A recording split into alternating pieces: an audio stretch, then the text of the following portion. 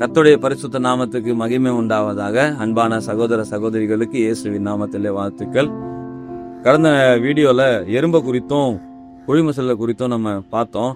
அது உங்களுக்கு பிரயோஜனமா இருக்கும்னு நான் நம்புறேன்.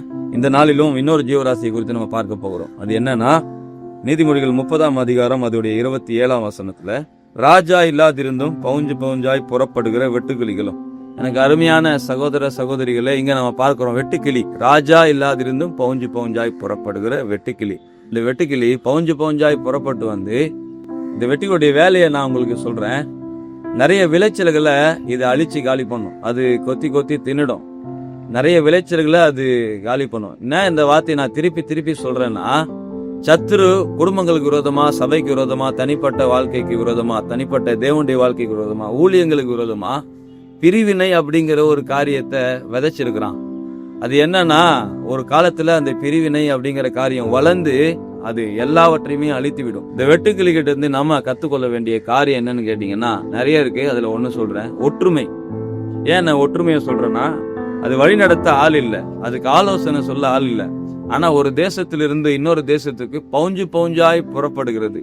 இப்போ ஒற்றுமையை குறித்து இந்த இதுல இருந்து ஆண்டவர் நமக்கு உணர்த்துகிறார். இப்ப இந்த வெட்டுக்கிளிகளுக்கு ஒற்றுமை இருந்ததுக்கு காரணம் என்னன்னு நீங்க கேட்டீங்கன்னா, நான் சொல்லுவேன், அந்த வெட்டுக்கிளிகளுக்கு ஈகோ இல்ல.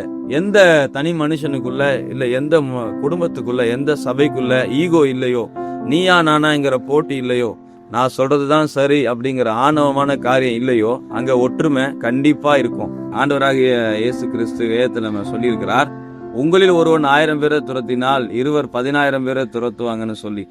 யோவான் 17ஆம் அதிகாரத்துல நீங்க வாசிச்சு பாத்தீங்கன்னா, அந்த யோவான் 17ஆம் அதிகாரம் முழுவதும் ஆண்டவர் ஒற்றுமையை குறித்து அவர் சொல்லியிருப்பார். பிதாவுக்கும் அவருக்கும் உள்ள உறவையும், இயேசுவுக்கும் சீஷர்களும் உறவும் எப்படி இருக்க வேண்டும் என்று ஆண்டவர் ஒற்றுமையை குறித்து சொல்லியிருக்கிறார். எனக்கு அருமையானவர்களே, அவங்கள தாழ்மையா வேண்டி கேட்டுக்கொள்கிறேன். குடும்ப வாழ்க்கையில, சபையில, தொழில்ல, எந்த சூழ்நிலையிலும் ஈகோக்கு இடம் கொடுக்காம ஒற்றுமையா செயல்பட்டோம்னா நிச்சயமா நம்ம வெற்றியுள்ள குடும்ப வாழ்க்கையும், வெற்றியுள்ள ஊழியத்தையும், வெற்றியுள்ள சபையும் நம்ம உருவாக்க முடியும்.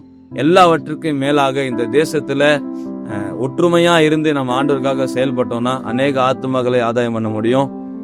இந்த வார்த்தையின்படியே கர்த்தர் உங்களை ஆசீர்வதிப்பாராக. ஆமென்.